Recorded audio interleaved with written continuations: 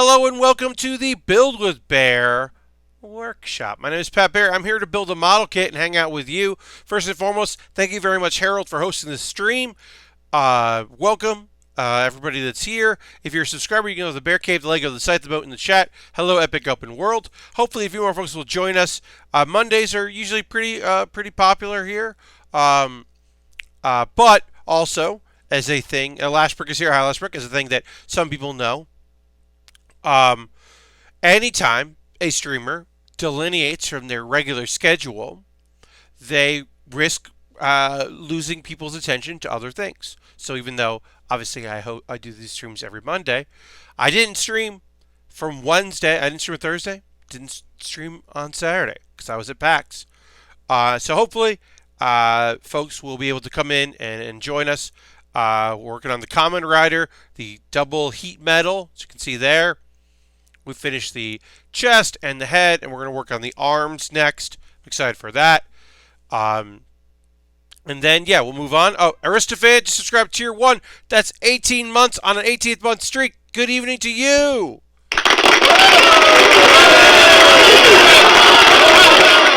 Aristophan, thank you very much for your continued support. It means a lot to me. Thank you for being a subscriber. We're going to throw the Bear Cave and the Lego and the site, the moat in there, and say thank you for that. Thanks for being here. Yeah, like I said, I hope a few more folks join us. If they don't, that happens. But I would like to see some people because I want to talk about PAX. I want to talk about my trip. I want to talk about what I saw. And the panels I did. And I got to admit, y'all, I'm a bit, as some of our British friends say, a bit chuffed because I had a really successful new panel. Pat Bear's Anime Club live, first ever live version of Pat Bear's Anime Club, went great, and I kind of I knew it would be good, right? I knew that my audience that kind of knows, that follows what's going on, they like the stuff I do. I knew that having Ben and Corey from Loading Ready Run and Jacob, who is who helps out with Loading Ready Run stuff and performs on with them as well, and then also is known in the games world and the tabletop world, I knew that they would attract a certain amount of people. But also, people just came because it said anime, because of the description. People were like, oh, cool. Lashbrook says, I just started that. I got to the huge pop for Full Metal Alchemist. Yeah, so, hello, Ultron. Welcome. While I did really like the pops that individual shows got, that and I even say in the panel, I was surprised because it didn't occur to me, oh, yeah, I'm going to mention things, and then you're going to cheer for them if you like them. So some of the bigger shows certainly got their props, but oh, boy, the dude who was, I have not seen the baking panel yet, but Improvised Postmortem was exceptional. Love the new folks on the panel. Epic Go World, thanks very much. Thanks for watching Improvised Postmortem. Yeah, Ben did the one at Unplugged, and Graham, I fucking knew Graham would be a natural. And then it was really nice having Harris and Nick. Nick is a person I didn't know. Nick works with Harris at Finji, and he's just a naturally funny person, and that I was psyched, wanted to do the panel, and it was great. Yeah, so when Ben mentioned Beck, there was one person who flipped the fuck out, who was just oh, the show I love, and I've now gotten people who are just hey, thanks for mentioning Flying Witch. I love that show, and I don't know anyone else who knows about it.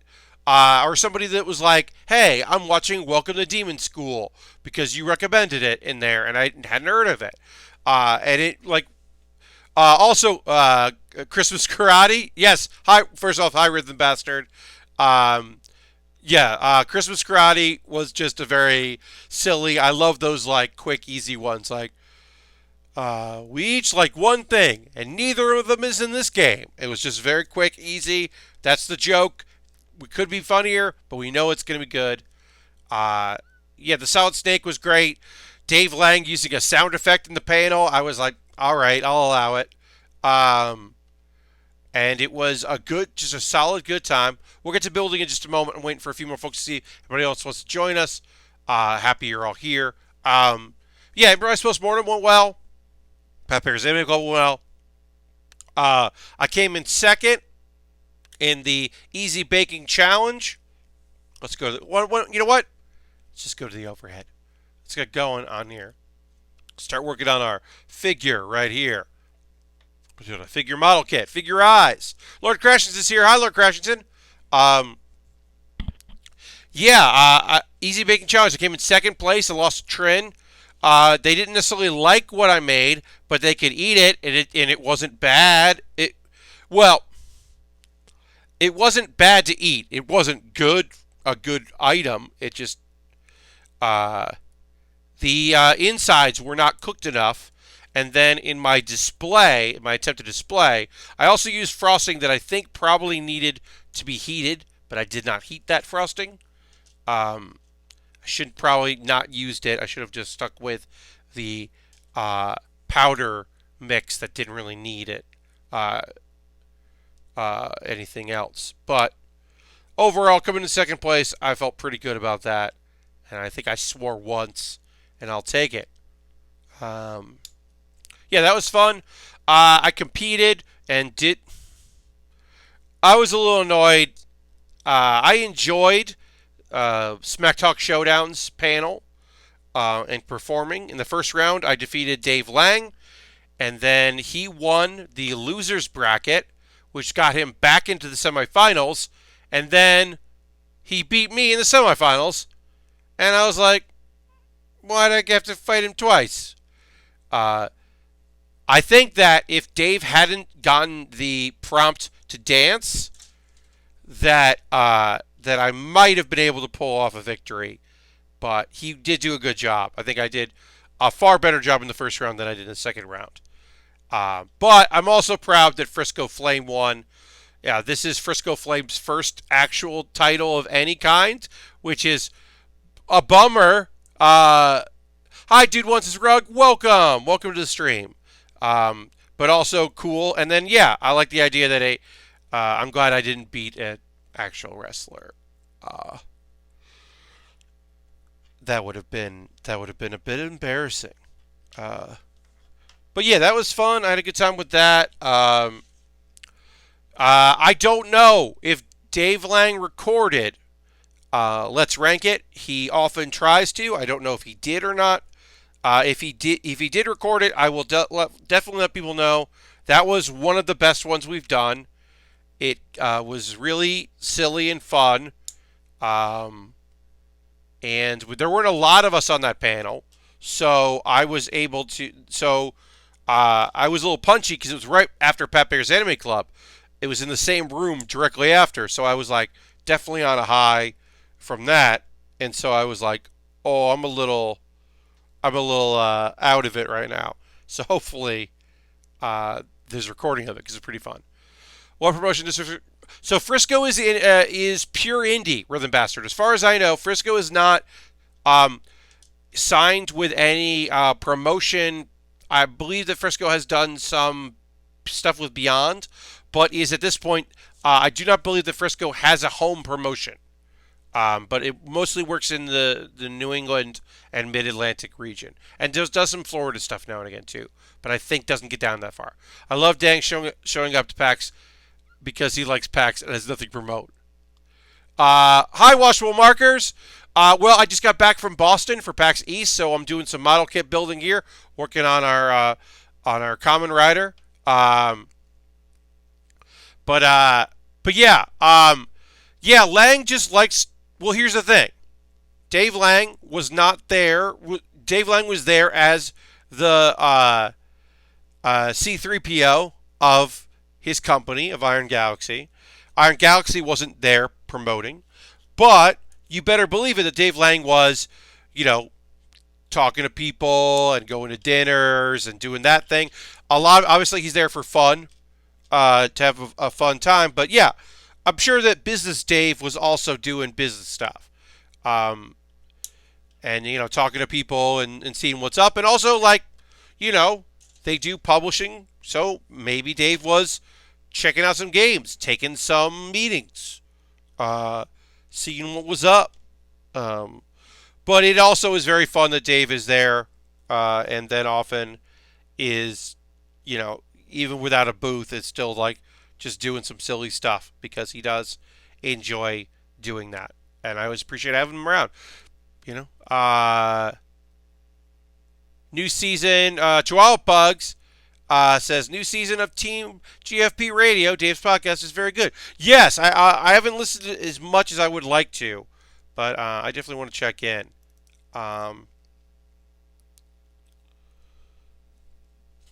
Let's see. So one thing I learned for Baer's Anime Club, which I really enjoyed doing, was so when I do panels, oftentimes people will like come up to me after, and usually they will approach the stage and just say like, "Hey, thanks for that," and then they'll go see somebody and maybe whatever they got to talk to somebody or whatever, they run into another thing. But Baer's Anime Club, people wanted to talk to me. Sometimes it was, "Hey, thanks." A lot of them were like, "Hey, thanks for mentioning the show I like. I don't, people don't talk about this show, so thanks for mentioning it." Occasionally, it was people who were like, "Have you watched this thing? Let me tell you about the anime I love." Maybe somebody would be like, "I disagree that there's not a Mineta in the show that you mentioned. I wish you had mentioned this." Like, I said that I hadn't watched it. So, in retrospect, I wish I had watched Saturday's episode of Welcome to Demon School, Iruma-kun, which I'll mention when we get to the anime portion of, my watching in the previous week. I kind of wish I watched it because, like, a thing happened in episode 22 that I kind of sucks. It doesn't suck enough for me to stop recommending it, but it is a moment where I was like, well, in this dumb extra gag, they didn't have to go this way. They could have just chosen not to do that. That's a bummer. It's not a deal breaker, but it is a thing that I'm like, oh, well, I wish I had known that they were going to have an issue. And I'll probably mention it, as I said, in the when it's time to talk about the anime I watched. Boy, I had to pick and choose what I was going to catch up on. And I'll admit, I didn't watch Sunday night's Keep Your Hands Off Isaac-in. I'm going to watch that tomorrow in prep for Thursday's stream. But yeah, I was going to watch it, and I just was busy. Had to prioritize some other stuff. Chowpug says, with 500 bits, cheers, yay anime. Well, thank you very much for those bits. Bits and coins, always appreciated. This is my silly soundboard here. And welcome to the top of the leaderboard. Folks, it's March. I hope you knew that. It's March, which means that also our leaderboards have reset. Our gift to sub leaderboard has reset, and our bits and coins leaderboard have reset. So if you like to be the top of those leaderboards, doesn't take much. And those are always appreciated. I know that, not everybody can do that. As always, a reminder that I don't need you to do it. I like if you can. So if you can use your Twitch Prime coin, if it's available, that would be great. You have to take it easy breezy after long packs. Yeah, so I got to my apartment last night a little bit before midnight after traveling back from PAX and then getting some food. So basically what I did was I just got off the train, then got on the subway, then got off the subway, then got back, then stopped on the way to my apartment, bought pizza, because thankfully my pizza place was still open, then got to my apartment, and then just started watching a couple anime episodes of stuff that was light, and then realized, I can't focus that well, I'm very tired, and then I was just kind of hanging out, catching up on some video stuff, because turns out while I'm doing work during the day, while I'm trying to figure out what's going on with me, while I'm applying for things, Turns out I watch a lot of YouTube videos, and I wasn't watching them during PAX, but I really needed today to kind of relax. I actually, so Sunday, or sorry, you might remember that Wednesday night was my last stream, and then Thursday morning went up to Boston. So I left all my streaming stuff just set up, because that way I didn't have to worry about doing it today, which worked out pretty great, because today was like, pay my rent. My landlord did know that I was going to be paying my rent a day late, so that's good. Because my roommate was also out of town this weekend, so I did like paid my rent and like got groceries. Tomorrow I got to go to the post office. I got to mail out the model kit that I gave away at the end of last month because I gave it away on Wednesday, and then I had to go to Boston. So I gave away that. Or they gotta get ready. I gotta go to the post office tomorrow. But just like trying to get caught up with stuff. I replied to emails that were sent to me that were not, basically like on a weekend like that. My philosophy is, reply to emails that are emergencies, and then emails that are not emergencies but are people that I respect, care about, enjoy the company of, yada yada yada. I send a reply going, "Hey, I'm out of town this weekend. I'll get back to you next week." And then there's the third tier, which is like, I do not care about this right now, and I do not care about you enough to even reply. And then I just star those and move on. So today was a lot of like, "Hey, sorry I didn't get back to you sooner. I was in Boston for a thing, blah blah blah. Let's talk," and blah blah blah. And then also emails I sent out that were just like, "Hey, what's up? Sorry I didn't reply to your email. I was away for the weekend. What's going on? What's up?" Yeah, I can do that thing. But yeah, today was kind of just like getting back into the vibe of it. I mentioned this in the pre-show, but my voice, I did not lose my voice at all this weekend, which I'm very happy about, very proud of. But I did strain it in just the course of being out. And so today I increased the volume of my microphone a bit, just to kind of that. But I can feel it like as I'm definitely, I can feel it in my diaphragm. One of the secrets was I didn't yell the whole time during Pat Baer's Go. I wasn't going to yell the whole time. I was enthusiastic and I was like loud about it, but I didn't actually like scream because I was like, I got other panels to do. I got other stuff going on. All right, there's an arm. We did an arm. Again, with these kits, which is kind of cool, is you can take them apart very easily down to the base. So if you wanted to like swap this with another one, you could easily do that, which is pretty fun. But yeah, I had a really good time at PAX. Of course, Sunday I made a surprise appearance. Rhythm Bastard here in the chat made a surprise appearance on his panel about how we can taking a critical look at the points where the world of video game music and wrestling themes intersect. So it wasn't just about wrestling themed video game music, which they definitely talked about, but also just like looking at the structures of a wrestling song and how that applies to the songs that you remember a lot from video games. And that was a really fun panel, and I was happy to do a little business on it. My business was, thanks a million for that. Yeah, no, I enjoyed it. One, it was very fun to just be like, I'm just going to do this bit, and if the audience knows about League of Heels, then they'll really love this bit, and if they don't know anything about League of Heels, they will I know how to make this funny. The basic bit was, League of Heels traditionally has a show Sunday, and so I just came out and so like, "Oh, sorry I'm late. I'm here for League of Heels," and then it'd be like, "No, that's not what this is." I'm like, "Well, this is a Sunday panel at PAX East about wrestling."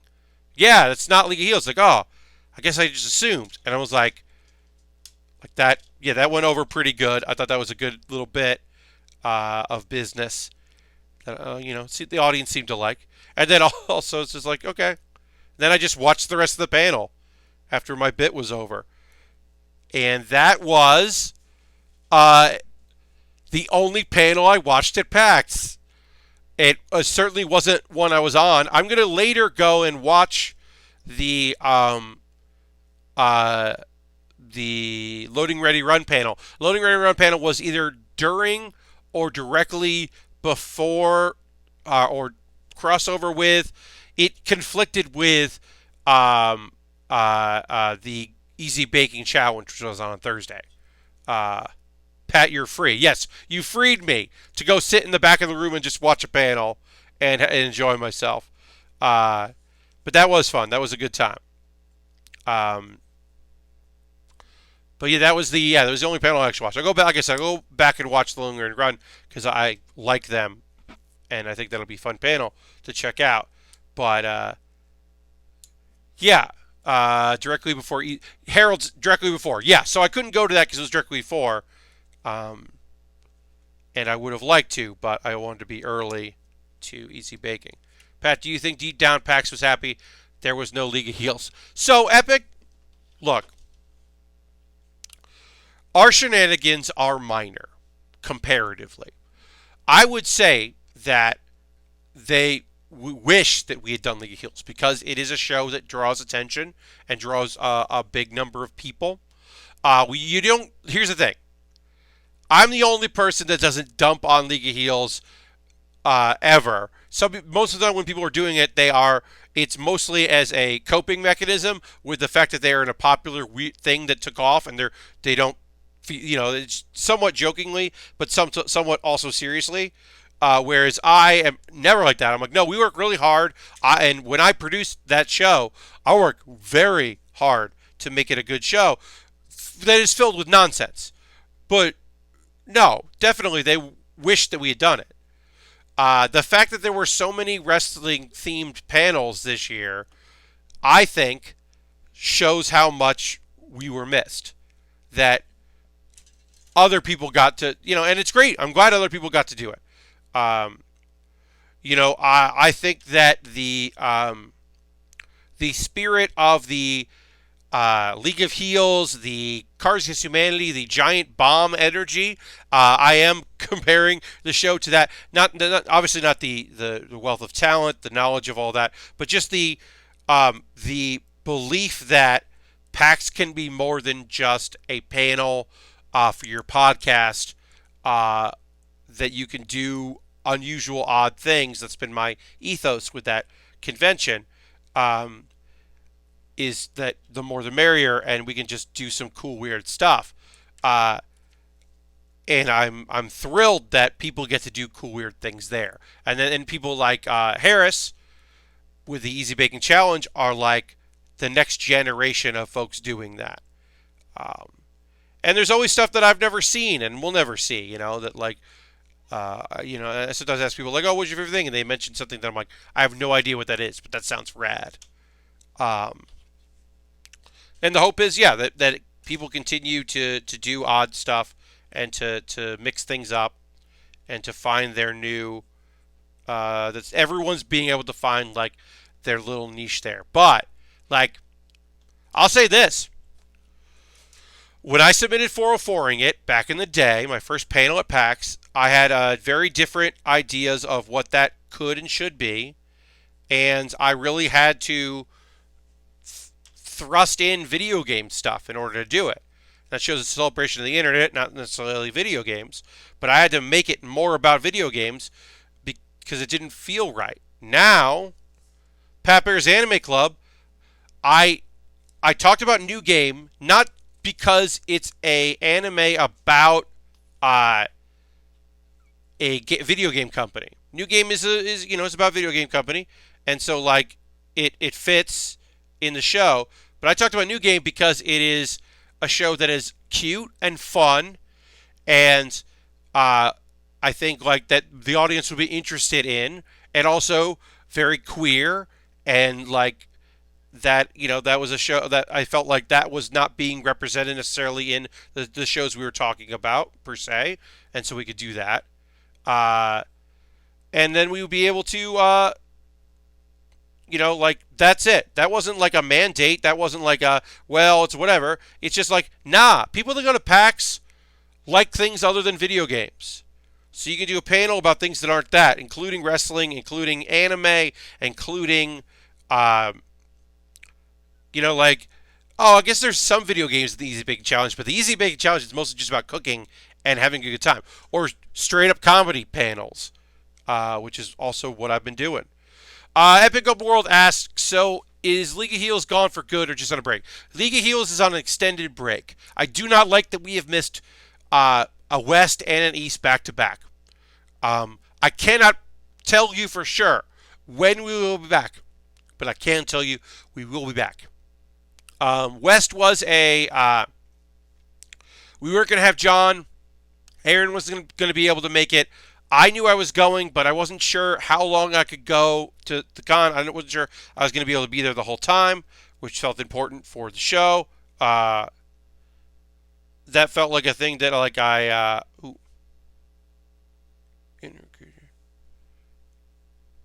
there's a undergate material here, the extra spruces on some of these pieces for the leg. It's telling me, which is great. It's good to tell me. But League of Heels is a passion project that I love doing, and it will return. As I said, can't say exactly when because I don't know exactly when, but I can say, yeah, I want to keep doing it. But I will say this. I love it to death. I was so happy to not have to wake up super early on Sunday to produce it. I was incredibly happy to be a guest on so many wonderful people's panels. And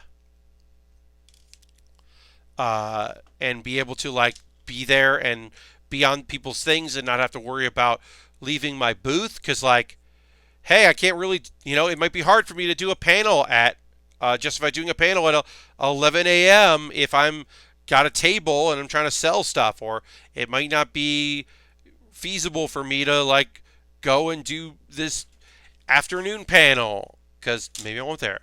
I'd be more than happy to bring my N64 if you ever need it. Harold, I appreciate that. That is very thoughtful of you. Thank you for that. D1, D2. Okay. And then Jeff Green will rise from his not actual grave and win. Yeah. I mean, maybe Jeff Green will win one day. Who knows? I would love Jeff to come back to PAX and then perform. But yeah, I think that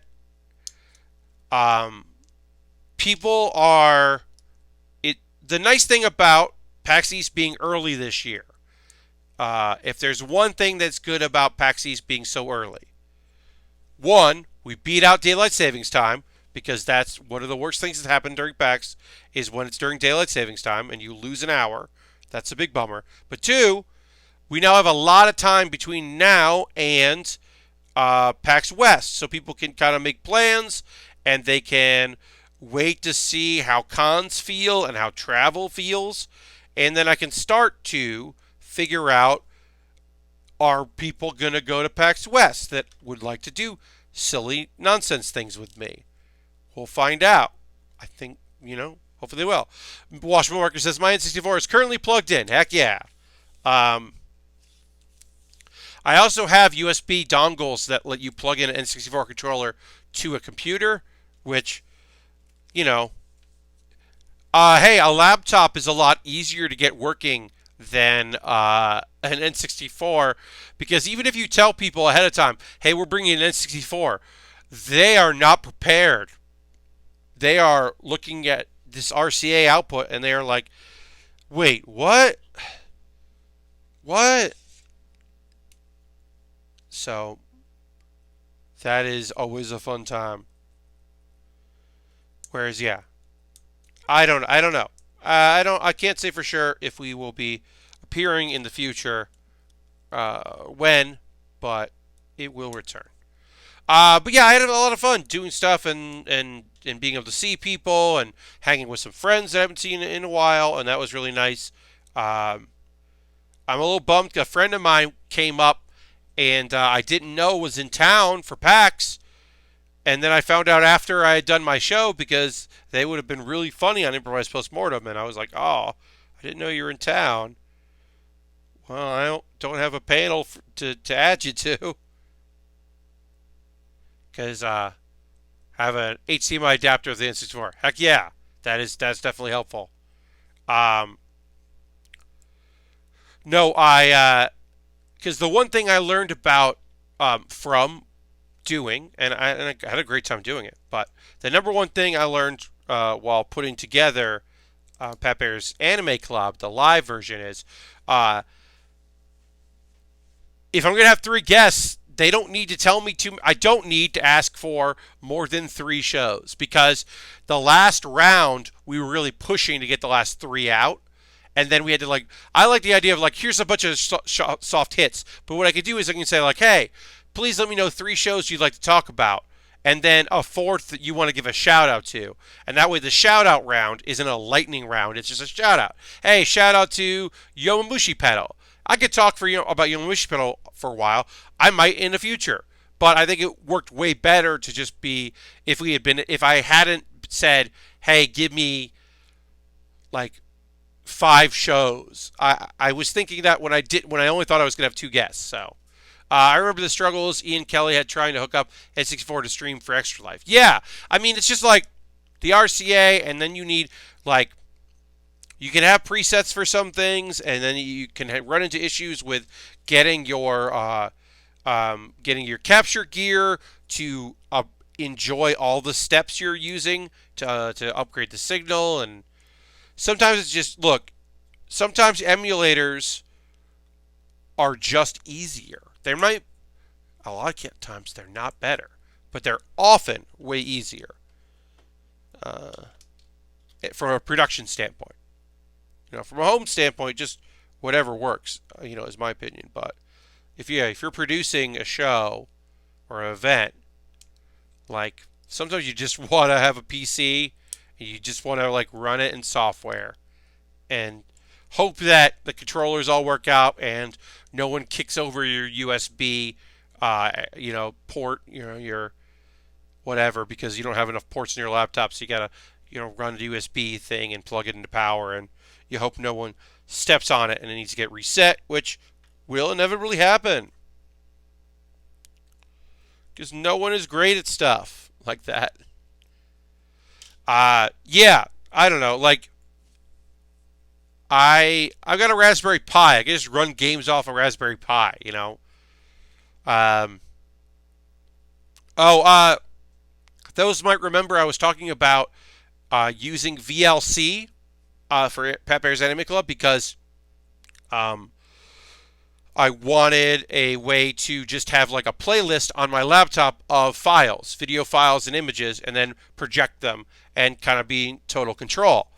So I ended up not doing that and just using PowerPoint and using kind of like lower quality video so that way I didn't risk it, because when you start adding a lot of video into PowerPoint, it embeds them and just makes it not reference, it just embeds them by default, and it makes it harder. Longer videos are just easier or just harder to save.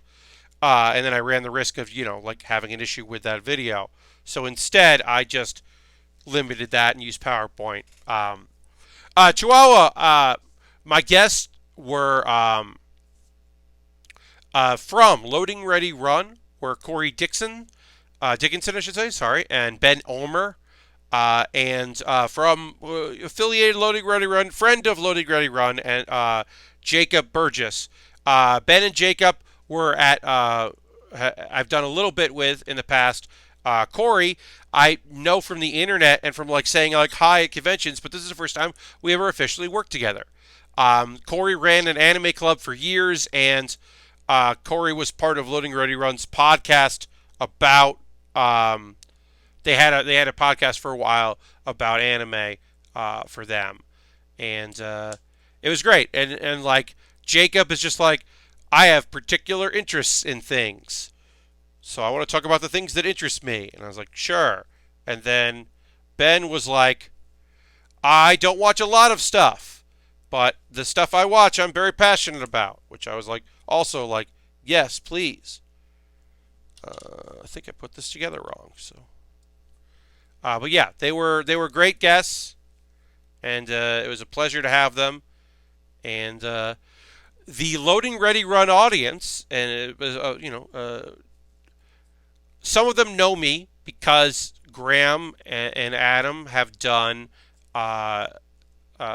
Graham twice, and then Adam once have done League of Heels. So that audience kind of knows who I am from that, and a few people like there are shared fandoms between them and Giant Bomb. Some, but it was kind of interesting to be like, because I like posted on the forums the link. I'm like, hey, in case anybody wants to see the people that you like, here they are on in their Discord. I basically posted on their Discord like, hey, here's the video, and they are all real nice. They're like, oh, who's this like that? The thing that I always worry a little bit about, like when we stunt cast for League of Heels, sometimes we'll bring in somebody that like kind of knows somebody but doesn't really know anybody. They're like, oh, I'm friends with so and so, and they said I should be on this panel, so let me know if you need me for this panel. And we're like, oh, that's cool. Well, you're outside our general friend circle, but you seem cool and you seem to have an audience that's interested in you. And sometimes they're like, their audience is like, what is this thing? And especially with the Rumble, the person they came to see or the person they tuned into the stream to watch might only be involved for like under a minute. And sometimes they're like, I did not enjoy what I just watched because I don't know anything except that I like you and you didn't get to do anything in the thing that you were in. And that's always a bummer. But I've found that in general, from the folks that came to see Beej and Ben do at PAX Unplugged, that came to see Improvised Postmortem, to the folks that I met this weekend, some of whom like came up to me when they saw me and said like, "Oh, hey, I didn't know what you did, but I really like this thing," and or Improvised Postmortem, I wish I had known about it. I would have gone to it because it whatever, blah, blah, blah. And it was like, it was really nice. Like that audience just seems to be a bunch of nice folks, which I was aware of, but I'm glad. I'm happy as a person who is a fan of things, and a supporter of good people, that I'm able to give folks that, tuned in because they like a couple people that were involved in it. I'm happy that I didn't give them a bad time, that they came in going like, oh, I don't know who that is, but, oh, it's about anime, and, oh, Corey's going to talk about anime. I'll go see that. Like, and it was just like a nice time, and I'm glad that their fans got to check it out. It's cool when people are cool. Yeah, washable markers, but like, one of my favorite things about doing any of my panels is like, I don't know if anyone who like knows the kind of folks that I'm into, or not folks, what I'm into. Like, there are people out there that like know Giant Bomb and know Loading Ready Run, and I don't think they would necessarily think of Dave Lang and Graham Stark doing bits together. That is not a thing that I think some people would ever expect to see. Now, you might not know them super well, or you might know Loading Ready Run people more, and you're like, oh, it's a like, or even if you don't know them, like, oh, I don't know who Harris is, but like Ben and Harris vibe real well. That's fun and weird, cool. Or like that I get to do stuff with folks that I think are really neat. Like, obviously, I'm, since I do the panels as well, like, it's fun for me to kind of interact with people that I just think are cool and neat. I get a big thrill out of having the opportunity to perform with people that I respect a lot and think are funny and great, and which is, the same thing of back in years ago, a few years ago, when I got asked by Patrick Klepek to be the referee in his Mario Maker challenge with Dan Reichert. I was like, oh, would you be the referee for that? I was like, oh, yeah, I definitely want to do something with Patrick, like a person that I've respected for years. And I was so happy to be able to contribute and do something fun and silly with them. It's like, yeah, of course, I want to do that. The Baer loading ready run was not only a thing, but also a big success. Me too. Like, it, really made me happy. Ooh. Oh, that's so nice. I just got a notification that somebody edited their pledge on Patreon to a higher tier, and that rules, because that gives me more of a buffer, because I'm at the $150 mark, and that's just having a buffer there is great. As someone who has never been to PAX, it seems people that go and support panels are generally supportive and not shitty. Well, I mean, Epic World, like, obviously, if I'm doing a panel about anime, I know that there are people that came to that panel that did not know me, that were there because they're like, they don't know who I am, but they thought that was a good subject, and maybe they liked it, maybe they didn't. Or they went to Improvised Postmortem because they like Karis and they don't know me. Like, the hope is that there's always going to be cool people checking stuff out. I got that Fire Pro Wrestling World Deluxe Edition. It's fun, says Lord Crash. Ooh.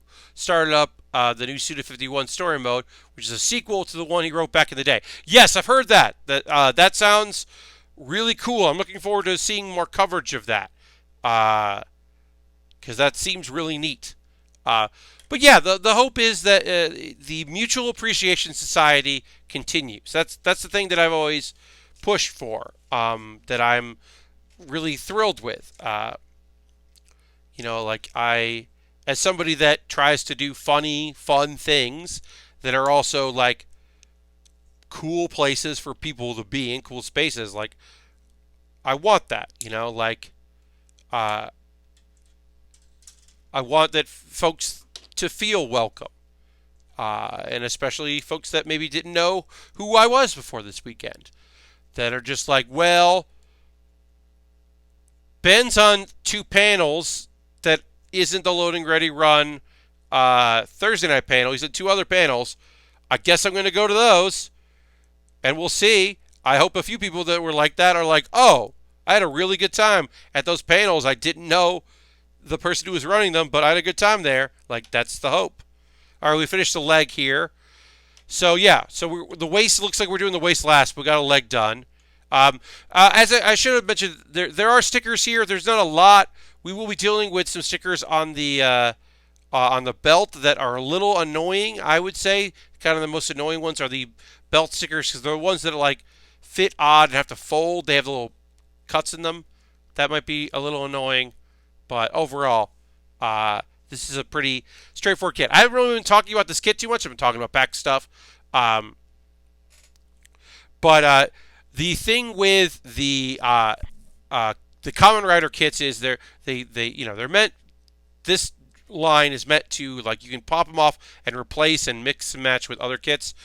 Some of them have the thing where they split down the middle, and you can have it look like they're combining, like in mid combination when you got it. That is not the case with this particular kit, but it's still like been neat to put this together, because I think it's just like, it's something different, right? Like, I'm not super knowledgeable about this series, the many Kamen Rider series. I know of them. I've watched some footage of them, some episodes of them.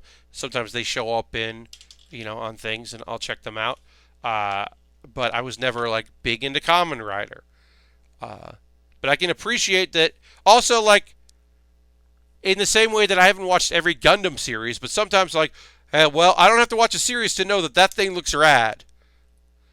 So, like, the build fighters, I don't watch all of the Gundam builds shows, but I can still appreciate that, like, oh, that kit looks neat. I'm going to build that. That's the same thing with Kamen Rider. It's like, oh, this looks cool. I have the ability to get this. So I didn't go to PAX, but I had a pretty good weekend too. You saw the Proto Men? Hell yeah. Got some Japanese whiskey, and then basically double featured the next My Hero Academia movie and the AW pay-per-view.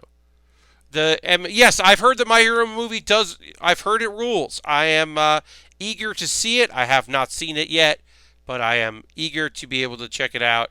That does sound real cool. Yeah, I think that's going to be a good time. So I do want to check that movie out when I can. And then I had caught like info on that. I did get invited. Someone did invite me to watching the AEW pay-per-view that Saturday night, but I was very tired. Also, I wanted to have Pat Bear's Anime Club available to go up today, and that meant it would be ready yesterday for my Patreon. So instead, I just edited the video and uploaded it because where I was staying did not have great upload speeds, which is why I did not stream. Well, also, I didn't stream because I'm glad I didn't stream because some folks are like, would never do this. And I respect that and I understand that. But some people, if they do an Airbnb, they only get they only do like the whole place and they'll like rent it with some friends, right? We're gonna get a 3-bedroom and we're gonna cram some people in there. Totally understand that. Some people would never do just like a room for rent, and it's I'm just gonna get these for the couple days, and like the person that lives there is just renting their spare bedroom. And some people will never do that. And then some folks are like, that sounds fine, I don't mind that. And then there are other people that are like, I would never do like the living room rental because you don't have any privacy, it's like who knows, and it just kind of feels weird. And I totally understand that, totally get where people are coming from with that. That being said, I did rent out someone's living room that was a 30-minute walk from the convention center in a very beautiful building and a very nicely furnished place, and I was very happy to be there in someone's living room. Now, what the photos of the living room did not tell me, they told me about the great view, which it was true. They told me that the couch, I had dimensions of the couch, which was definitely large enough for me, which, it's always a concern if you're going to do that. They showed the dividers, the nice dividers that kind of gave you some privacy. I was like, this is all great. These all look good. I'm excited about all this stuff. But the dividers didn't divide the kitchen off. And that would be fine if the person that I was, the Airbnb host, just wanted to fucking chat. This dude, like, seemed perfectly fine and totally nice, but really, like, wanted to know about New York, wanted to know about, like, places I go to and hang out, and, like, okay, we'll have it in this neighborhood, and talking about the one time that he had stayed there, and, like, did I know about this kind of thing, and, like, well, if he was going to move there, because he was, finishing up grad school, and was thinking about moving to New York, and, because, like, oh, do you think that there might be something there for me, because I don't, and just, like, talking to this person, like, this really, so, my privacy was a bit at a, like, wasn't stumbling in to ask questions, but, like, definitely did not have a problem using their own kitchen. I wish I had known that the kitchen was, like, the living room and kitchen were basically the same thing. It It was very reasonably priced, which you could imagine, considering that it was, a living room for rent. But it was, it was definitely reasonably priced, and like, you know, I can only complain so much. Like, dude, just let me sleep. Says Epic Open World. Yeah, a little bit. What sometimes so by because I was there Thursday through Sunday, right? By Saturday night, I just had my headphones in. As soon as I got into the Airbnb, I sat at my laptop, put my headphones in, and just started working because I did have work to do. But that Friday, I had to like pause. I was eating on Friday when he came in, and so like as I was eating, I was just like, well, I can't go anywhere. Like, I don't know how to break up this conversation, and also, like, I don't think maybe this person understands the dynamic that we have going right now, but I'm very much aware that, like, I can't just be rude, but, like, finish your cooking and get out of here. Let me do my thing. Let me relax. Because, yeah, I wasn't tabling, but I was still, like, tired. I was still at a convention all day and certainly not done, and I wanted to, like, decompress. Also, an important thing, that a thing that I always try to mention that's very important is, as much as I enjoy attention and performing and producing panels and being on panels, at the end of the day, I am an introvert, and I need to recharge my batteries, and like that is obviously a good, obviously that is a good point to mention that, like, yeah, if I got in a hotel room and you don't have any interruptions, and for some people that's essential. Like, there are people I know who don't want to do 4 people to a hotel room and share a bed with someone, or trade off, who's sleeping on the floor, and like, well, I'm sleeping on the floor tonight, and tomorrow night I get to bed, and all that. There are people that can't function like that. They need their space, their privacy, because they just otherwise can't function. And I'm not that severe, but I do need. Sometimes I just need to, like, during conventions, turn off my brain, like, relax, because go and talking to lots of people and working.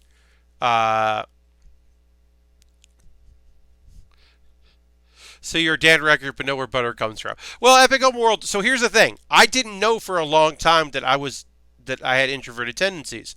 I assumed that I just, like, I didn't understand why I was so drained, because I love performing. I love being in front of people. I love doing the work and live performance and talking to people. I love all that. So I never considered it.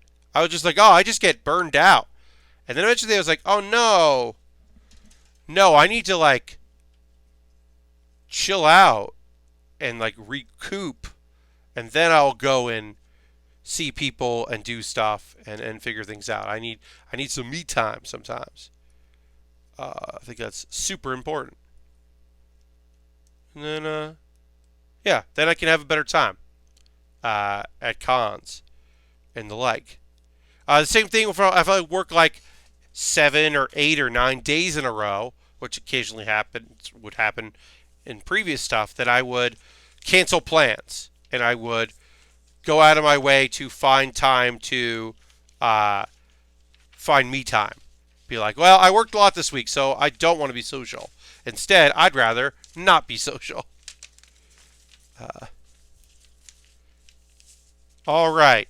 So we got a waste to put together. But before that, I don't know if you know this, but it's time for a pause for the cause. Now, if you're new to the stream and you don't know what the pause for the cause means, it's just a time for me to promote myself. I'm going to give you some links to some videos you should watch.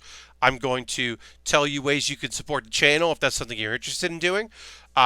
First and foremost, thanks for everybody who's watching. If you're currently a subscriber, you can throw the Bear Cave, the Leg of the Scythe emote in the chat. Let the people know. The tier 1 is the Lego and the Bear Cave emote. The tier 2 is the Scythe emote. Um, and those are all fun little things here. It's also bedtime. Hey, Harold, have a great night. Thanks for stopping by. Happy to have you here. Great to see you this weekend. Even if I said your name wrong in my delirious state, which I apologize again. But Harold, yeah, thanks for being here. But yeah, subscribing using your Twitch Prime coin, because you have your Amazon Prime hooked up to your Twitch, and you can use your coin once per month to support a stream, or using Cash Money. That's the one way to support the stream. I also, I got to bring this up. I have a Patreon. You could join my Patreon if you're so inclined. Oops, that's the wrong thing. I got to bring up some stuff. Hey, I haven't streamed since Wednesday. I'm getting a little sloppy. Yeah, I have a Patreon. You can join my Patreon. The $1 is just a kind of like you get my schedule and you can see what's going on. My $3 once a month you vote on a game I play. $5 you get videos a day early, and you also get to vote occasionally on some stuff. And then $10 gets to vote on the kit I build next. So when this kit is done, and it's time to work on a new project, my Patreon $10 Patreon club will be able to vote on what I build next. Donations, as I said earlier, bits and coins and gifting subs. That's a great way to support the channel.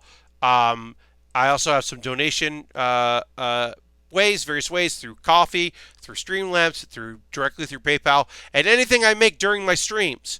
My Twitch, my Patreon, any of these donations goes to buying kits or equipment, because unlike a video game streamer who maybe plays PUBG and they play PUBG every night, they already bought PUBG.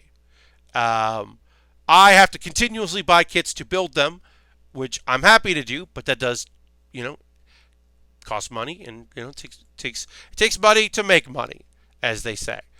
Jam's here, hi Jam.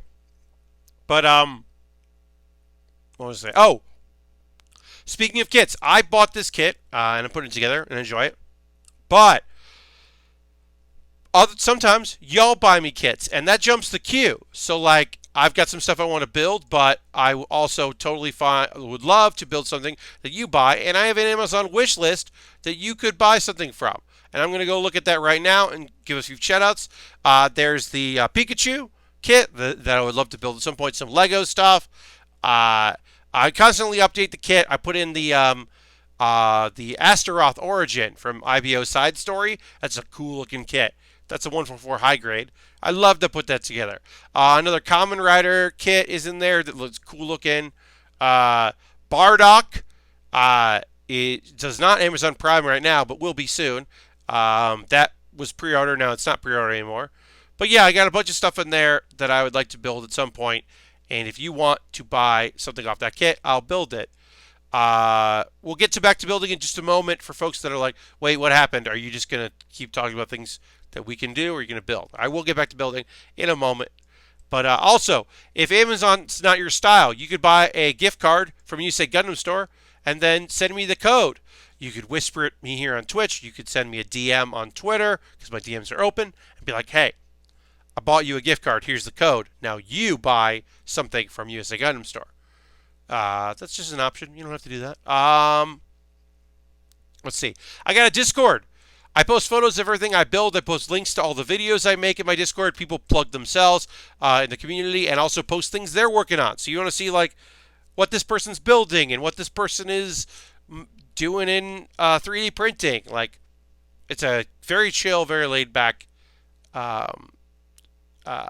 cool Discord that I do check, and is really just like for people to relax in, really. And I think it's a pretty good time. Let's see. Links to things. Yes, as I said, Improvised Postmortem. Here is a link to that if you missed it over the weekend. I have a link to that here. That was a really fun time. Lots of great people were on it. It is the rip of the a live stream. And then also here is Pat Baer's Anime Club, which I mentioned. With a live from PAX East, my first ever live version of Pat Baer's Anime Club, which I put out a new episode every 2 weeks of that. And I'm going to have to figure out what the next episode is. I don't have one. I have 2 weeks to figure it out, though, so I'm not too worried. Uh, but yeah, I'm going to have to come up with a topic. But we'll see. I am going to right now drink some water. I recommend you all drink some water. Now, while that is actually water, it could be, hey, I've been sitting in front of the computer too long. Or I've been hunched over my phone. Maybe it's time to stretch my arms. Stretch your arms out. Whatever you want to do. Roll your neck a bit. Whatever it is. Maybe get up out of your seat for a second. Use this as a good excuse to just relax a little bit. I also want to tell you that my next build stream will be this Thursday at 9 p.m., traditional, normal build stream time. But my next stream will actually be Wednesday at 8 p.m. Eastern time until ? And I'm just going to do a Hearthstone stream because I didn't play Hearthstone for a bunch of days and I miss playing Hearthstone. And I'm a little busy tomorrow. So I was like, well, I want to do my bonus stream. I don't know what it's going to be. Fuck it. I'm just going to play Hearthstone on Wednesday. So I'll try to find a new deck. Because I don't really have anything new. I mean, I don't know if I'm just going to try to rank up a little bit in Hearthstone. Play a few games. That'll be on Wednesday. And let's get back to building. And also, let's talk about anime. It's the second hour. Of course, we've been talking about anime in general and talking about the panel I did. But, so I didn't watch anything basically until last night. Now, did I watch every show I normally watch on Thursday, Friday, Saturday, and Sunday, and Monday? No. I picked and choose. So, I did not watch Infinite Dendrogram, so I'll watch 2 episodes of that for Thursday's stream. I didn't watch Science Fell in Love, so I tried to prove it. I'm not sure if I'll watch that before Thursday's stream, but at the very least I'll watch it for Saturday maybe. Was there any other shows that I did not? I think those are the 2 that and Keep Your Hands Off Isaac. I'm definitely going to watch that leading into Thursday. I didn't get to it today or last night, so I'll definitely catch that up, especially because Black Clover is still a rehash episode tomorrow, so that's a good time to catch up on some other stuff because that's not going to be a full episode. The top and bottom might be a little new, but it feels like it mostly is going to be a rehash of like who the Yuno and Asta are growing up. So I watched some stuff. Like I said, I got caught up a little bit. I'm going to go through them now. My Hero Academia was like a fun episode. It was cool to see the other schools and figure out are the other classes in the school and what they're doing for the summer festival. Midoriya getting kicked out of the dance portion was kind of funny. I thought that was pretty neat. Overall, it was pretty cute. We did learn a little bit more about the gentle criminal, not gentleman criminal, gentle criminal, who appears to be a bit more of a vigilante than I originally assumed, but I'm not sure what's going on there. But it looks like there'll be a showdown with Deku in the next episode. That looks like that's coming. And that hopefully works out okay. But Midoriya is also working on having some sort of distance move because he is a close fighter only. But it looks like that, he's been working on that. Working on a new move set and figuring that out. Maybe getting a support item to use with that. And then maybe it was some foreboding when they mentioned how he shouldn't, or that there are some heroes that were relied too much on support items and then they were lost without them. And maybe, if Deku's not in full uniform, I don't know, or full gear, I don't know, maybe that they're setting us up to deal with that as a possibility. That doesn't sound good. I don't know. But overall, pretty light episode. some foreboding stuff, but in general, pretty cool episode of My Hero Academia. Looking forward to seeing what comes up in the next episode. Also, the principal, the mouse guy, was there, and that's just cool. That's just a cool mouse man. I like that shit. Big fan of that character. Uh, let's see. Room camp. As I continue to say, I think that if you wanted to skip room camp until all the episodes come out, because they are 3.5 minutes with the closing theme, including the closing theme, I should say, that if you were like, I don't need to watch this as it airs, you'd be okay. It is very fun, and I do recommend it. We got some good guest spots in this episode, and some silliness, figuring out, or just like kind of acknowledging that Nadeshiko is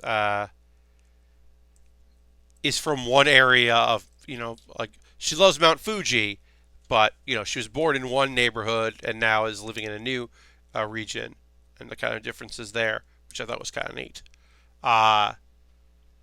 It's a cute show. Continues to be a very cute show.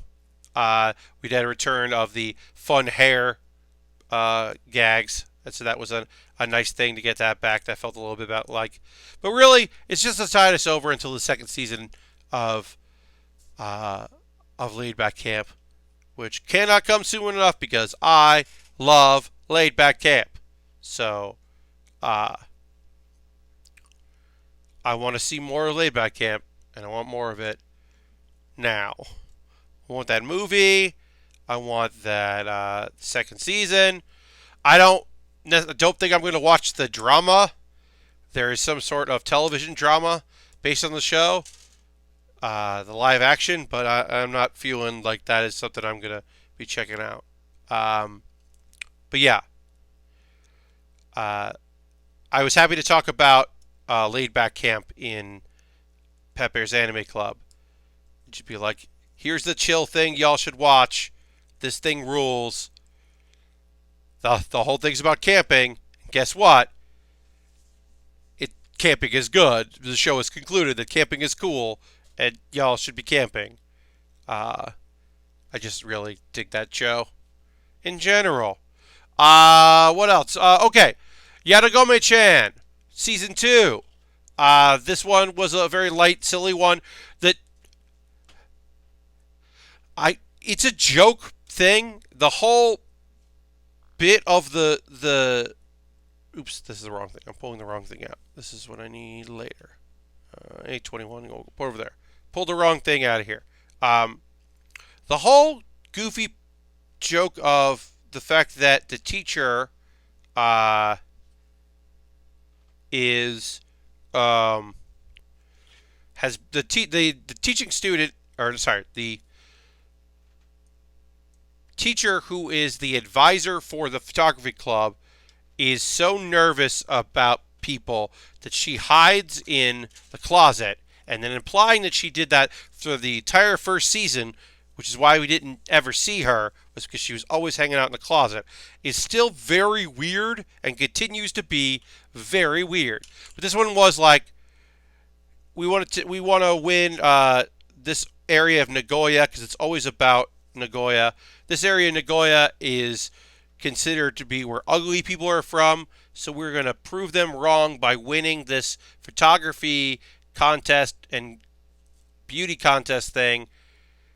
And then it was the members entering, and the idea was they were going to use the Nagoya bob, or particular some sort of haircut, not a bob, but it was a particular type of haircut they were going to use because that really showcases the cuteness of the region. And then Yatogame-chan just won third place, but it wasn't any. It was just a photo of her that was cute, and so nothing really happened. I don't know. Look, if this show was longer than 3 minutes, I probably wouldn't watch it. I do like knowing more about regions of Japan because it is this genre that exists of shows about like that make fun of parts of Japan, the anime is a fucking genre or a subgenre at least, and that's always kind of interesting to me. So I will probably keep watching uh more the rest of the season because I do think it's like cute, and like I said, it doesn't overstay its welcome. You're like, oh, what happened in this episode? Oh yeah, nothing, but it was fun. All right, so I know from Kamen Rider that to transform, you throw these things in your belt. You throw these like memory sticks, and sometimes they are programs for the gear you're wearing, and sometimes they are other people's things, so you can combine. And sometimes they're the souls of other Kamen Riders. And I don't know what the fuck's going on with the show. More than that, but I do know that these are tiny little things on the size of this kit. And I do know that if you want to get a replica belt from like Bluefin, they are crazy expensive. Oh, also, yes, I did see that Death Scythe that Bluefin is going to have on their P Gundam. And yes, I will buy it when it comes to conventions. I will spend too much money on that, probably at New York Comic Con, because I don't expect to be at a con that Bluefin is at before that. I just have to hope that they have them at New York City Comic Con. I mean, I also keep an eye on for online stores, but yeah, I'm gonna buy that, and it's gonna be rad because that Death Scythe looks just so badass that I definitely want to build it. Because if you've been on this channel for more than a hot minute, on this channel we build Death Scythes. We've built one Death Scythe twice because I built it a long time ago, and then I built it again on stream because I like building Death Scythes. It is kind of one of my things. A21 is the other one. It's weird that they announced it as a P-Bandai kit being a new thing they do rather than just, hey, we're expanding our selection. Yeah, I don't know, Lashbrook. It was weird, but that thing looks dope, and I can't wait to build it. Moving on, in anime news, let's talk about Spectre. This show continues to surprise me, and it is weird. We learned a lot about his cousin, who is probably not his cousin, Saki. She is most likely his older sister. But maybe not. But like, they're very nonchalant about her being his first love, which, happens. But she definitely also is immortal and seems to have powers similar to his.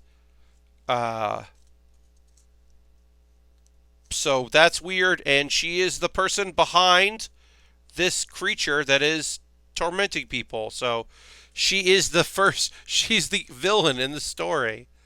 But yeah, it was really weird. It was a lot of flashback stuff about that character, and kind of figuring out how to fight her, and her being in the hospital for a long time, and then presumed dead, but she wasn't dead. She just left the hospital, and rumors circulated that she was dead. And then she actually disappeared for a while. And then what does that mean? And it most likely means she disappeared so that she could do this thing. And we don't know why. Do not know why this person is falsifying a story about a creature in order to make it real. I hope there's a reason. It's not just because she's just trying to get revenge on people or something. But I don't know. But yeah, the show is odd because it has weird flashbacks, and it's pretty cool. And I didn't expect there to be another person from his family, that generation, that didn't die, and then it has powers. So that was kind of cool. And we'll see. Yeah, like I said, there's a lot less action in that show than I originally thought would be there. But I will say I'm still engaged with it. I'm looking forward to seeing more of Inspector. I think it's like an interesting show. Um, I think I would recommend it. I was on the fence a little bit for a while there, but it's grown on me.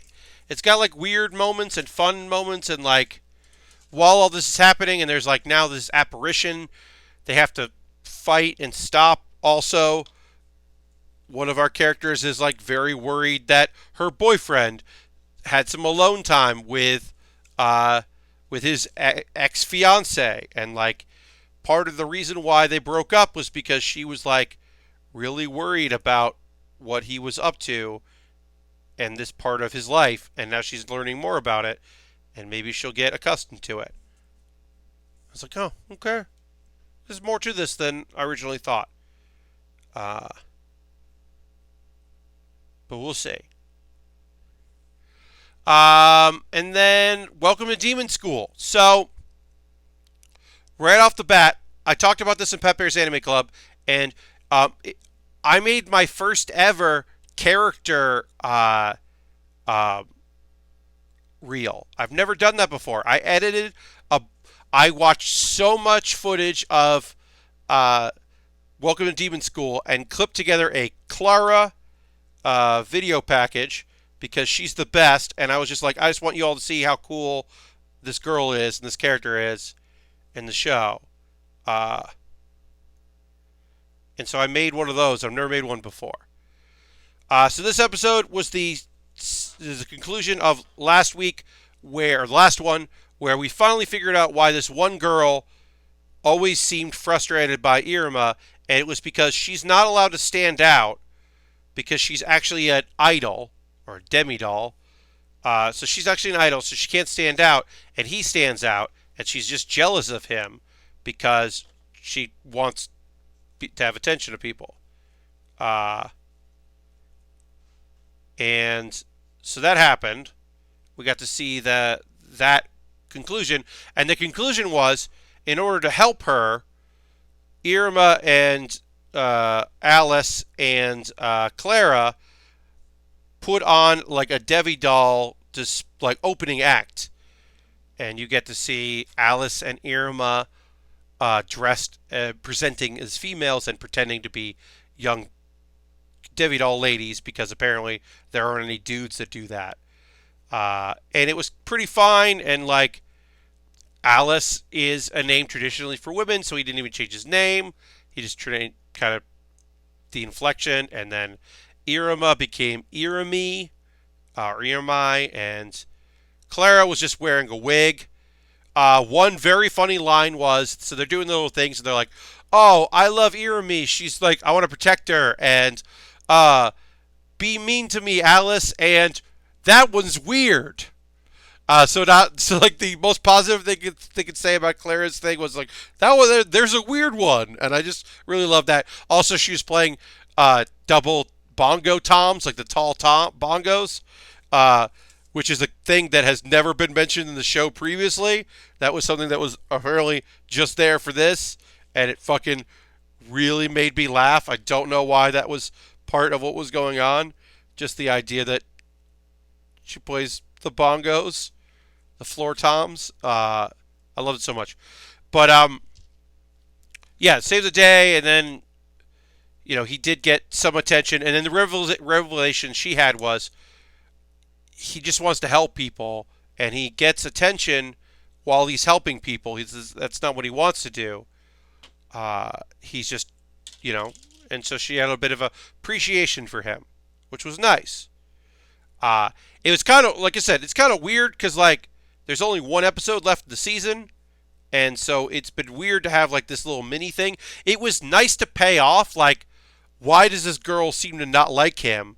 It was kind of nice to get that answer, but it's not necessarily the answer that, like, it also felt like, oh, I think we're maybe didn't need all these episodes and we're stalling.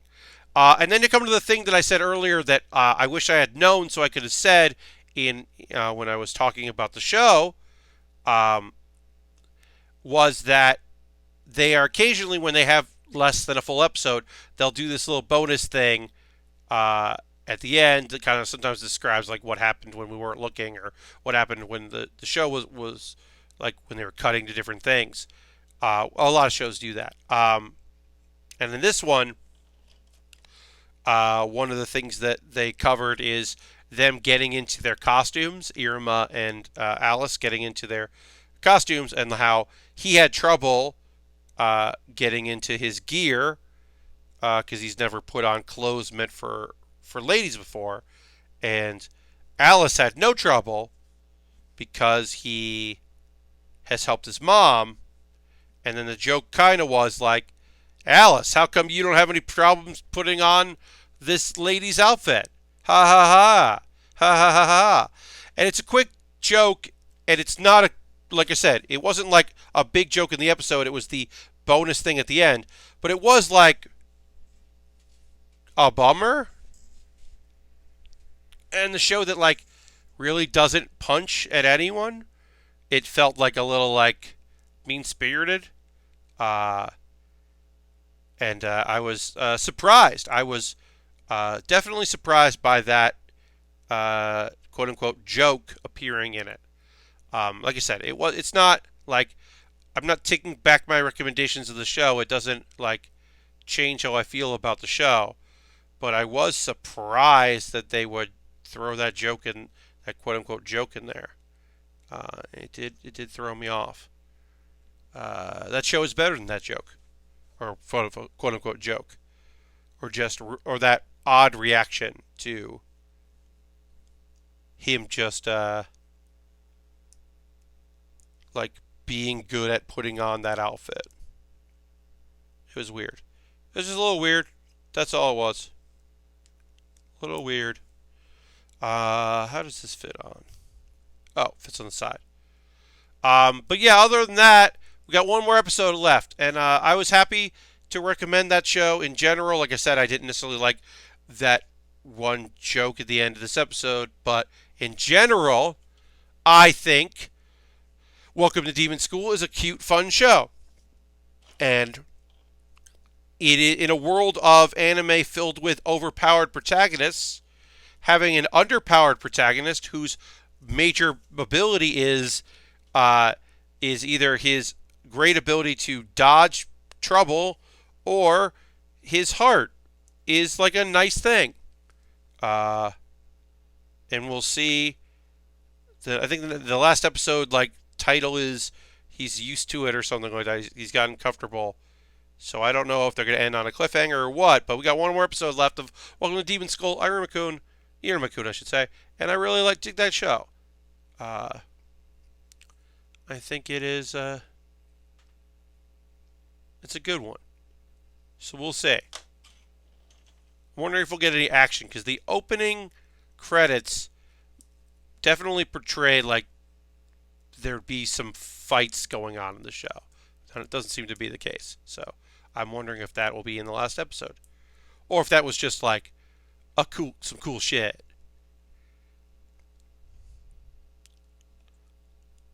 All right, body done. It's now time to assemble. So yeah, like I said, I didn't watch. There are a couple shows I didn't watch. Isaacin, I started last night and then didn't. I was just too tired, and then today I watched other things. So I'll get back to that and finish that. Science I Fell in Love. I'm not sure if I'll watch before.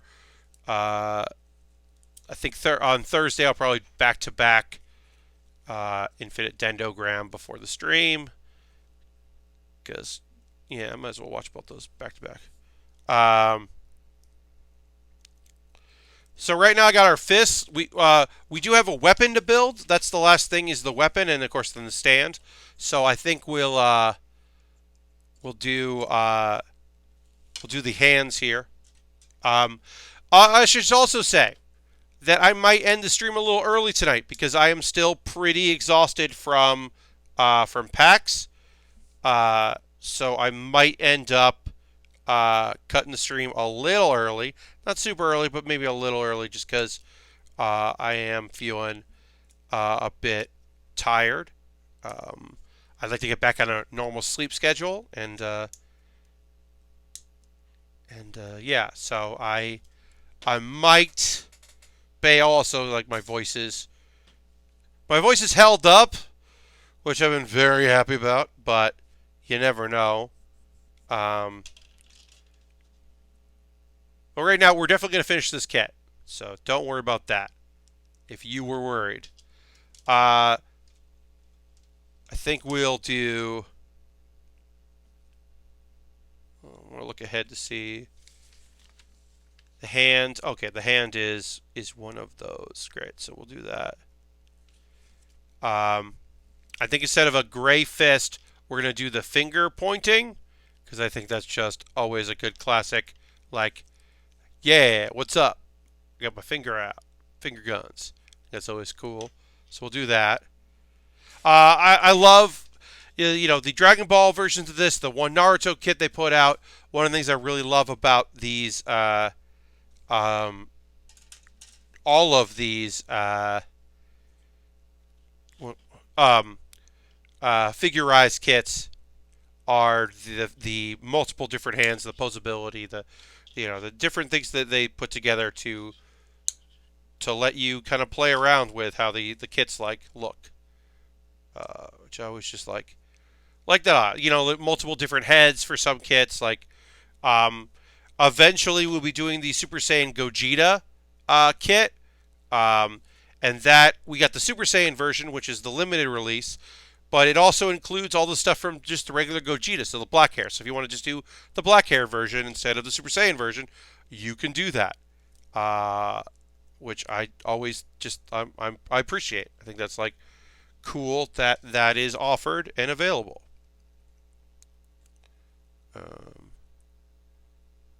As somebody that might want to mix and match. Especially if you're somebody who likes putting things on display. You have the ability to have some options there, which is cool. I binged all of Bufri yesterday, and at first her dumping all her stat points into one area gave me some anxiety, but I enjoy how silly her powers have gotten now. In completely unrelated news, I installed FF14 Trial today. Yes, so I will say this, Lashbrook, this last episode where she got two very different and two very unbelievable, overpowered things felt like a little much. The fact that she got a demon transformation that allows her to have movement and become a giant monster, and then also she has some sort of exoskeleton flying thing that turns her basically into it's not a mech, but it's close to a mech. The fact that she got both those in the same episode is just complete and utter nonsense, and is fun. But parts as 14 is really good. Yeah. I love Bofuri so much. I'm looking forward to Wednesday and the next episode, because I think that show is just if you haven't seen it, it's a slice of life inside of a MMORPG, like a virtual MMORPG. So you get the overpowered main character elements, and while she does, it's mobile armor, yeah. And while she does have a harem, it's not a sexual harem. So you get all the isekai overpowered main character, but the pacing of a slice of life, it's just chill and fun and silly, and she's got a giant turtle that can float and also knows hyper beam. Okay. It's just it's a weird show that I very much enjoy all elements of. I think it's just like I said, it's just light and fun, and I'm always looking forward to watching more of it, because it is just easy. You saw Kegstar last weekend. It was kind of meh. Yeah. I'm going to remind myself what that is, because I don't remember. Let me look that up. Oh, Kagetster of Insect Cage. Yeah. Yeah, that's on Netflix, right? Yeah, I've heard almost nothing about that. I don't have Netflix right now. I usually just get it seasonally. But like I'm not even saying like, oh yeah, no one like, I haven't heard anything good about it. I literally haven't heard anything about it. Like I haven't heard good or bad. It feels like that and that dragon eating or dragon hunting show are both shows that like no one I know has seen and no one I know is talking about at all. Uh, that happens, but I don't know. I do know that some people that I know. Oh, let's see. So we got to do. That's 18. This is 18. 18 goes on this side. I do have some friends that are, that I just found it while browsing stuff. Yeah, I do have some friends that watch some shows that I'm not watching this season that let me know that apparently Senton Academy, there's some cute stuff happening in the show.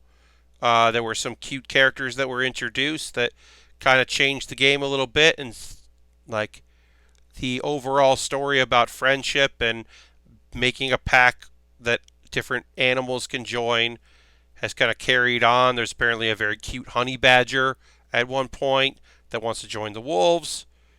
That apparently that's cute, and there's a beluga whale apparently is fun, and I'm like, okay, that's good.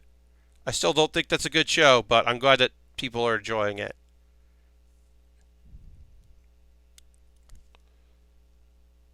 All right, I think I did this right. There's a lot of bends to this sticker application. It's one of my least favorite things is when these stickers you have to bend around, and it's like I'm not great at that. I'm okay at it, but I'm not great at it. But yeah, I'm excited to get caught up on my anime shows.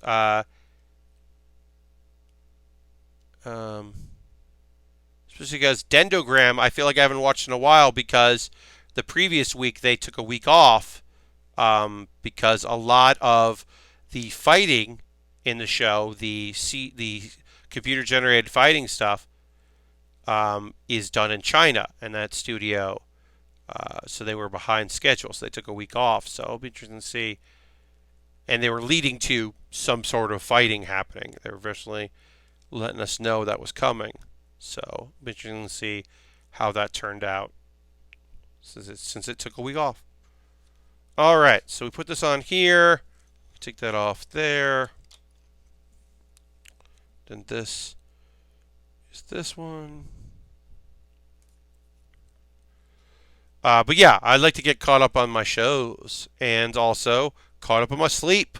That would also be real good. And yeah. Oh, we'll talk more about pack stuff as it comes up. But I didn't really play a lot at PAX. I played a few things. Keep an eye on Mini Maker. It is a weird 3D art sculpting game.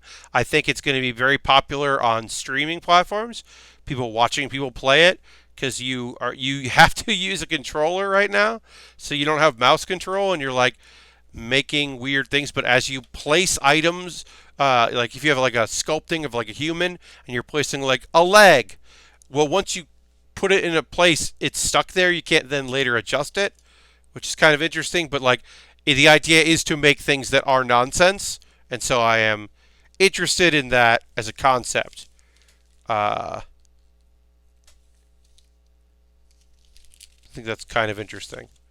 So one thing you can do with this kit is you can use the staff here, like this, but you can also have a version of the staff that lives on the back of the kit, which is kind of neat.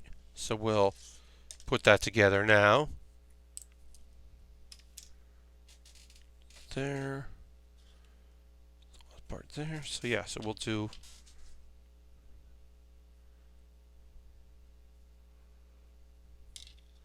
Or you can put this piece on the very tiny piece on the back, but you can see there's a spot there for holding that version. But we'll build that, and that'll be the last thing that we work on. So finish that up. But yeah, I played that. I don't have my. I wonder if I have my notes on me. Let me look up, see if I have my notes. Did I keep my notes from? Yeah. So I played that. I played Chicory. That mini maker game sounds like something that would be in Jackbox. Yeah, washables. I mean, it's the whole thing, and it seems pretty chill. But yeah, you could see like a smaller version of that being in Jackbox. But it definitely was an odd thing that I did really enjoy. But I think like. Yeah, I think people will like that. Chicory seems fun. It's a Finji is producing it, and there's a lot of exploration elements to it, and a lot of like puzzle solving using adding color to a world where color suddenly went away, and then kind of figuring out what happened. And then I also love the idea that there's an emergency and someone needs to take charge and put the color back in the world, and it shouldn't be you. You are not the person that should be doing this. You were the assistant of the person who should be doing this. You were like their janitor or their housekeeper, basically. You should not be trying to fix this, but they're not available, so you're doing it, and I just love that idea. They're like, it's like, no, they're like, no, you kind of did it okay, but not really. And you're like, oh, sorry. So I do like that. I think that's a fun idea, and I look forward to playing more of it and hear more in the music. So that was fun. Minute of Islands I played, and that is a exploration of a bunch of different islands and seeing what went wrong, and like the art style is very Adventure Time, Steven Universe, that kind of like Cal Arts style. So it looks really sharp and really cool. And then also there's some sort of menacingness to it. Like the vibe I got was, I'm just gonna keep running into dead bodies in this game, huh? Something fucked up happens. But you are a person of legend. Something like you are the person who is going to save the world, and it part of the game is exploring what that means and what that does to a person to be told that you have this destiny, and then seeing what comes of dealing with that, which seems interesting. It looked very cool. And then I also talked about Knights and Bikes. Knights and Bikes is really fun. It's Goonies, but it's the Goonies by way of the UK. So it's like 1980s Britain, and it's just like a very clever, fun game that I feel like is out. It's like out, that I feel like nobody talks about. And maybe because Couch Co-op is dead. I don't know if Couch Co-op is dead or not, but I feel like no one gave it its due, and it's a cute game, and that was available. So I played that some, because I haven't played that much. It's just a fun one. Just good vibes in that game. Good jokes. And then, yeah. And then this goes. This one goes on the back here. So that's where it lives. And then you can have the extended version. So you get to choose how you present this this weapon. I like that. I also like the sassy pose you can make. Oops, oh no. That's the downside of doing these kits, is because you can separate them and mix and match them, sometimes they don't stick particularly great. But yeah. You could take these off and put another part on there if you wanted to. And then it does come with stands, which I'm not going to put together because it's a stand. It's easy enough. really straightforward how to put together the stand, so I'm not going to worry about that. I like doing these Kamen Rider kits. I think they're really fun. As I said, I'm going to put a poll up for my Patreon, my $10 Patreon. They'll get to choose what I build next. But I'll leave that up to them to choose. And yeah, I think that is going to do it. I'm sorry that I'm getting a little tired here. I'm just kind of feeling like I need a little more time to recuperate before I get back into building on Thursday. My next build stream is this Thursday at 9 p.m. Eastern till 11 p.m. Eastern. My next actual stream, though, before that, on Wednesday I have a stream. Lord Crashington just used 600 points, channel points for me to play the soundboard. All right. Yeehaw! Yes, I'm a good night soundboard. Yeah. Wednesday, 8 p.m. Eastern. I'm just gonna play some Hearthstone. It'll be chill. It'll be easy. I might do it for more than 2 hours because I sometimes enjoy doing that for a while. But that's going to do it, though. Thank you all so much for hanging out. If you're new to the stream, please consider giving me a follow and turn your notifications on so you know when I go live. Follow me on Twitter if you don't already, because it's a great way to find out when I'm streaming. When I'm off hours here, my schedule will be up. And if you're watching on YouTube, I don't thank you enough for watching on YouTube. I appreciate you after the fact. Or if you're watching on VOD, that's also great too. Thanks for people that came back after a while away, or new people that came in, or also all my regulars, all the people that are in the Bear Cave all the time. Thank you so much. And I'm going to run an ad because it helps pay the bills. Bye-bye. Goodbye.